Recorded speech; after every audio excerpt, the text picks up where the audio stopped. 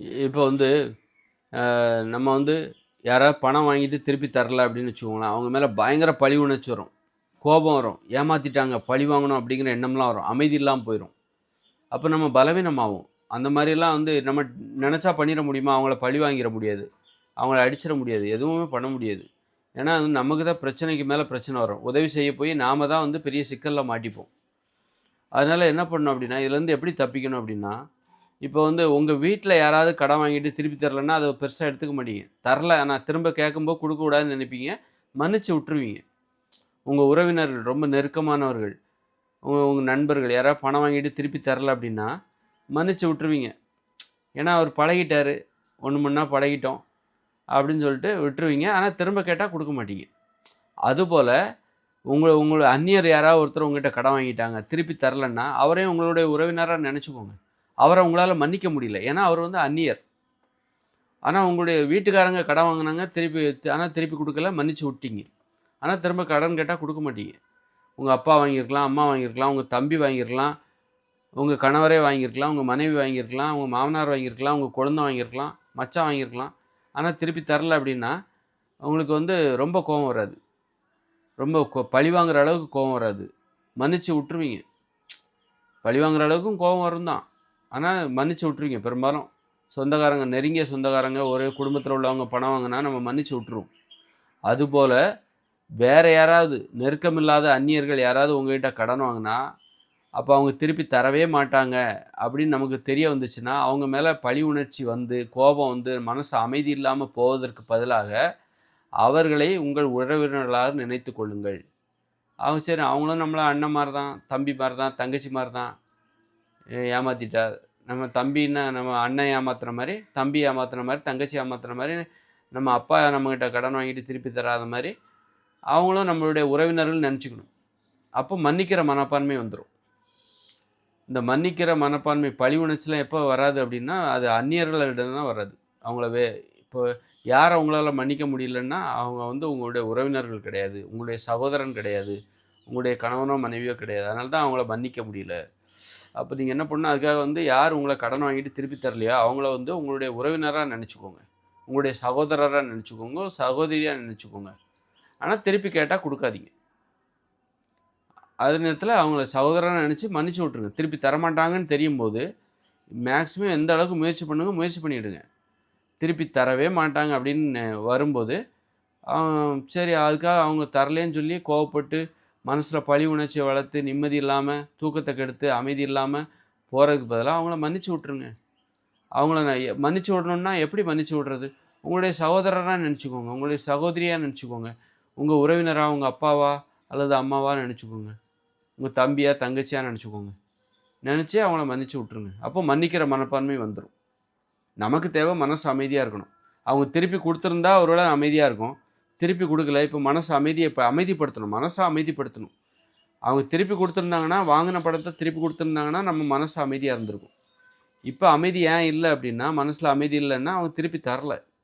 அப்ப நமக்கு தேவை இப்ப அமைதி. அத வேற வழியில எப்படி பெறுவது? மன்னித்து விடுங்கள். மன்னிப்பதற்கு அவன் என்ன மாமனா, மச்சானா, இல்ல அண்ணனா, தம்பியா? இல்ல தானே! அதனால தான் உன்னால மன்னிக்க முடியல. அவன அண்ணனாவோ, தம்பியாவோ, தங்கச்சியாவோ, அம்மாவோ நெனச்சுக்கோ. கடன் வாங்கிட்டு யார் திருப்பி தரலையோ, அவங்கள உன்னுடைய அம்மாவோ, அண்ணனாவோ, உறவினரோ நெனச்சுக்கோ. அப்போ மன்னிக்கிற மனப்பான்மை தானாக வந்துவிடும். இதுதான் வழிமுறை. நமக்கு தேவை அமைதி. நாம அமைதியா இருக்கணும். அந்த கடன் வாங்குனவங்க என்ன பண்ணுவாங்க அப்டின்னா, நம்ம கடன் திருப்பி தராம நம்மள வந்து கோபத்தில, பழி உணர்ச்சியில, மனசுல அமைதி இல்லாம, இயலாமையில நம்மள கதற விடுறது தான் அவங்களுடைய வேலையே. அவங்க நோக்கமே என்ன தெரியுமா? அந்த கடன் வாங்கிட்டு அவன் பாட்டுக்கு போயிட்டே இருப்பான். நம்ம என்ன புழுங்கிட்டு கிடப்போம். மனசுல கோபத்தில புழுங்கிட்டு கிடப்போம். நம்பிக்கை துரோகம் பண்ணிட்டாங்களே அப்படின்னு மனசுல அமைதி இல்லாம இருப்போம். இதுதான் அவங்களுடைய நோக்கம். அதனால அவங்கள நாம எப்படி வீழ்த்தணும்? இந்த மாரி தரமாட்டாங்க அப்படின்னு தெரிஞ்சு போச்சுன்னா, திருப்பி குடுக்கக்கூடாது. திரும்பி கேட்டா குடுக்கக்கூடாது. அதுபோல நம்ம மனசும் அமைதியா இருக்கணும். நாம எப்போதும் போல அமைதியா இருக்கணும். மன்னிச்சு விட்டுறணும். அவங்க அவங்க அவங்க அவங்க எப்போதும் போல கடன் வாங்கிட்டு யார்ட்ட கடன் வாங்குனாலும் திருப்பி தரமாட்டாங்க. அவங்க அவங்க தப்ப செஞ்சுக்கிட்டே இருப்பாங்க. அந்த தப்பு எல்லாரும் எல்லார் மாரியும் இருக்க மாட்டாங்க. எங்கேயாவது அவங்களுக்கு தண்டனை கிடைக்கும். நேர்மையா இருக்கிறவங்களுக்கு நன்மை கிடைக்கும். இந்த மாரி நேர்மை இல்லாமல் ஏமாற்றுகிறவர்களுக்கு அழிவு தானா வந்து சேரும். இந்த உலகம் இருக்குல்ல, ரொம்பவும் இந்த உலகம் அப்பாவி உலகம் கிடையாது, ரொம்ப விழிப்புணர்வு நிறைந்த உலகம். அதனால் ஏமாற்றுகிறவர்கள் ரொம்பலாம் வந்து சந்தோஷமாக வாழ்ந்துட முடியாது. ஏமாத்துறவங்களுக்கு மிகப்பெரிய அடி இருக்குது. நீ ஏமாற்றி சம்பாதிக்கிற பணம் இருக்குல்ல, அது வந்து அதை வச்சுக்கிட்டு நீ வந்து என்ன பண்ணுவ? இப்போ வந்து நீ ஏமாற்றி சம்பாதிக்கிறனாலே கண்டதையும் சாப்பிட ஆரம்பிச்சிருவ.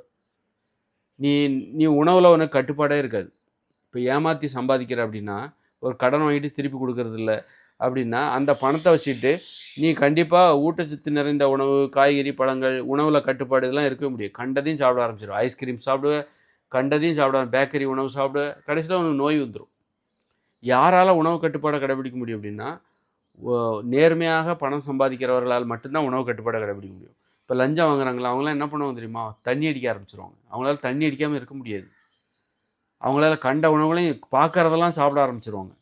பேக்கரி உணவுகள், பப்ஸு, பீஸா அல்லது ஐஸ்கிரீம்னு கண்டதையும் சாப்பிட ஆரம்பிச்சிருவாங்க. கடைசியில் என்னாகும்? நோய் வந்துடும்.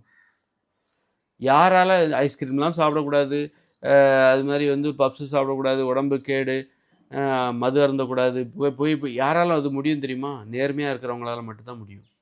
நேர்மையாக பணம் சம்பாதிக்கிறாங்கள, அவங்களால மட்டும்தான் அது முடியும். இந்த நேர்மை இல்லாமல் பணம் சம்பாதிக்கிறாங்கள, அவங்களால உணவு கட்டுப்பாடு சான்ஸே கிடையாது, வாய்ப்பே கிடையாது. பலவீனமானவர்கள் அவங்கெல்லாம், உறுதி இல்லாதவர்கள். அதனால் அவங்க அதுக்கு கடைசியில் நோய் வந்தே செத்து போயிடுவாங்க, சீக்கிரமாக செத்து போயிடுவாங்க. நோய் வந்து அப்புறம் ஏதாவது பிரச்சனையில் மாட்டிப்பாங்க. அதனால் வந்து இந்த மாதிரி ஏமாத்துறவங்க சந்தோஷமாக இருக்காங்கன்னு நீங்கள் மட்டும் நினைக்காதீங்க. அவங்களால சந்தோஷமாகவே இருக்க முடியாது. நேர்மையாக பணத்தை சம்பாதிச்சாதான், யாருடைய வயிற்றுச்சலையும் கொட்டிக்காமல், யாரையும் ஏமாற்றாமல் நேர்மையாக சம்பாதிக்கிற பணத்தை வச்சாதான் நீ நல்ல ஒரு ஒழுக்கமான வாழ்க்கை வாழ முடியும், கட்டுப்பாடான வாழ்க்கை வாழ முடியும். நீ கட்டுப்பாடு இல்லாமல் பிறரை ஏமாற்றி பணம் சம்பாதித்தால் அதே கட்டுப்பாடின்மை உன்னுடைய உணவுகளில் வரும். உணவுகளில் வரும். அப்புறம் வந்து பார்த்திங்கன்னா நிறைய ஆடம்பரமாக வாழணுங்கிற எண்ணம் வரும். பிறரை ஏமாற்றி சம்பாதிக்கிறவங்க என்ன பண்ணுவாங்க? கடன் வாங்கிட்டு திருப்பி கொடுக்காதவங்க என்ன பண்ணுவாங்கன்னா, பல பேர்கிட்ட கடன் வாங்கி கடைசியில் கடனாளி ஆகிடுவாங்க. அவங்களுக்கு நிம்மதியாகவே தூக்கம் வராது, பயத்தில் இருப்பாங்க. அங்கே போனால் அவன் கேட்பானே, இங்கே போனால் இவன் கேட்பான், இவன் அடிச்சு போடுவானோ அப்படின்னு பயத்திலே நிம்மதியாக தூக்கம் இல்லாமல் கடைசியில் நோய் வந்தே செத்து போயிடுவாங்க. அதனால் ஏமாத்துனாங்கன்னா அவங்களுக்கு தான் அது கேடு. மன்னிச்சு விட்ருங்க, பரிதாபப்படுங்க. உங்களை ஏமாற்றியவர்களை பார்த்து பரிதாபப்படுங்க. ஐயோ பாவம், நோயில் போய் மாட்டிக்க போகிறாரே அப்படின்னு சொல்லி பரிதாபப்படுங்க. போட்டோம், அதான் அவருக்கு தண்டனை அப்படின்னு விட்டுருங்க.